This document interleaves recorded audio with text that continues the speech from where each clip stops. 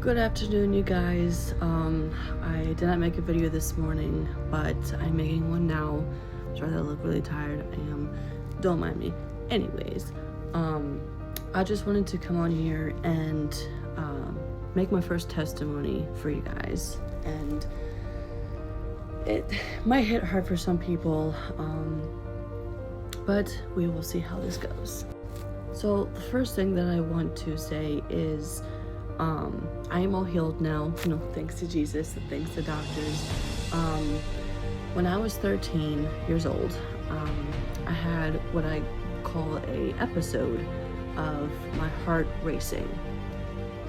And I wasn't entirely sure what was going on. I was in placement at the time, like RTF, Residential Treatment Facility.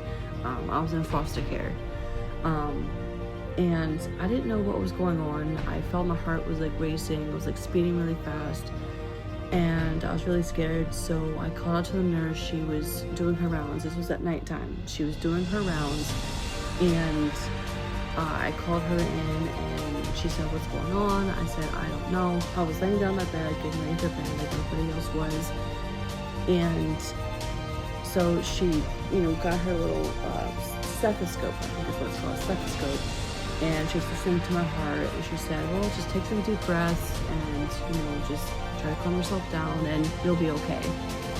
So I did that. I'm laying there and I'm like, taking some deep breaths in and out, So anyways, flash forward 4 years later, I'm now 17. I'm in another placement, and again, I was in foster care, so bounced around a lot. But anyways, so 17 years old, and I was at this off-campus school, and I was sitting in class, and all of a sudden I felt my heart racing again.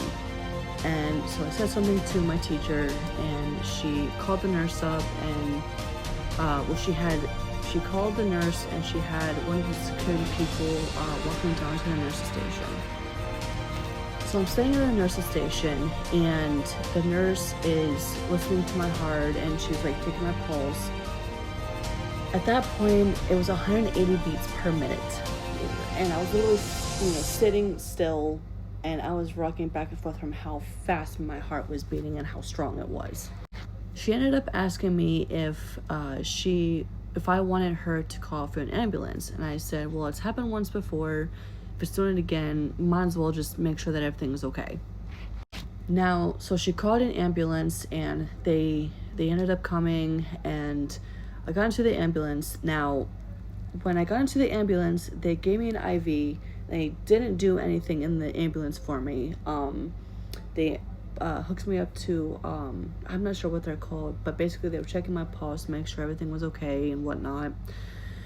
And while the ambulance ride, my heart rate spiked from 180 beats per minute to 206 beats per minute. I watched the monitor thing. Now, as I'm watching that, I am freaking out because I'm just like, "Oh, that's not normal." No, I've got an an IV in my arm. I'm watching my heart rate skyrocket to 206 beats per minute. Okay, this is scary. I'm 17 years old. I've never experienced anything like this in my life. This is scary. So anyways, so we get to the hospital, and they have me in this room, which I felt secluded. But they have me in this room. There's 5-6 nurses coming into my room. They're, doing whatever they gotta do, to help me out. Okay. So at this point, I'm laying flat on my back. I still have the IV in my arm.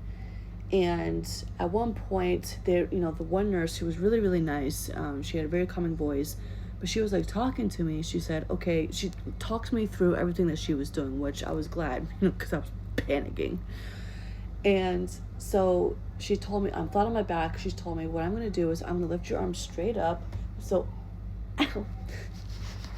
That didn't happen. So I'm laying flat on my back. I have my arm straight up in the air. She's holding my arm, and she gives me this medicine. I don't remember what it's called, but basically what it's supposed to do is shock your heart, stop your heart, and restart it.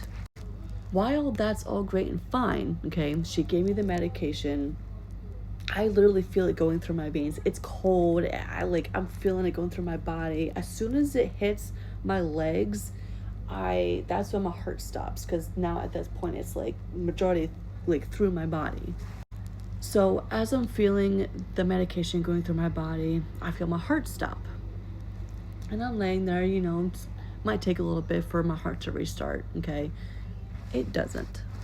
I don't know how long I was laying there for, but it felt like 2 to 3 minutes. It felt like a while, but I'm pretty sure that it wasn't. But I'm laying there, and 30 seconds or so goes by. My heart is still not restarting. At this point, because it's been 30 seconds, my heart is not beating, blood's not being pumped into my brain, my body's slowly starting to shut down, okay?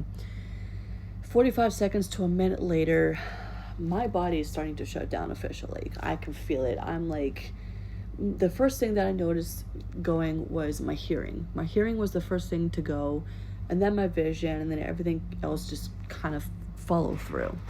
Now, at this point, she is continuing to hold my arm up. Now, I have no control over my body. She's holding my arm up fully, like I'm limp. Everything's going limp. I am dying, okay? My heart is not starting at all. So, you know how in the movies that they say, movies and TV shows, they say that you see white light when you die, okay? Bear with me. I see the white light. I'm starting to see the white light. I'm dying. My soul is leaving my body. Now, for this light here, I know it's not any of the lights in the room that I was in. It's not any of those. It is to the point where it is literally blind. Like, to the human eye, you would be blinded, okay?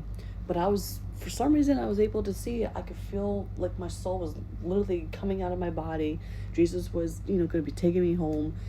And I see the white light. It gets to about here, it's 95% of my vision. I can see the white light. Next thing I know, I feel my heart start beating again. Like, it's like boom, boom, boom, boom. Like, I feel it beating again.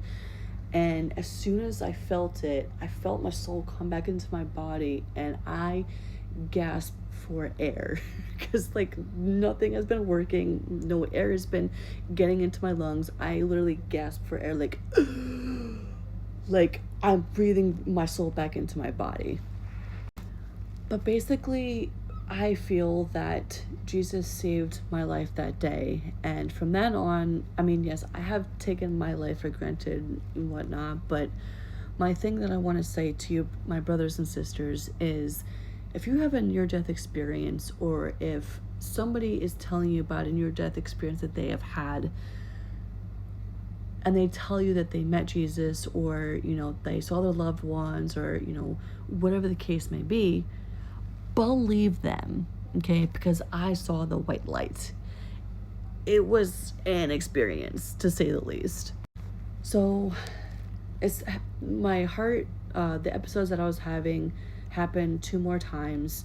So they ended up doing an x-ray. I had a hole in my heart. I was able to get fixed. God was watching over the doctors and the nurses, and I was able to get my heart fixed and whatnot. But I can't have caffeine, and I can't have a lot of salt or a lot of sugar. So my diet's kind of limited, with sodas and whatnot. But my main purpose in telling you is, don't take your life for granted. Okay, God can come back at any moment. He could come back at any moment. And I want you all to be fully prepared for Jesus to come back, to be fully given your life to Jesus. Okay, and that means no drinking, don't get drunk, and no smoking. I just gave up my nicotine and I smoked marijuana. But yeah, so please just accept Jesus into your heart. And I know I don't have a lot of time, and I know that I end with the Lord's Prayer and all, but I hope this video reached out to you in some way, shape, or form, and you feel compelled to get closer to Jesus. So that is all the time that I have for today. I love you guys. Peace.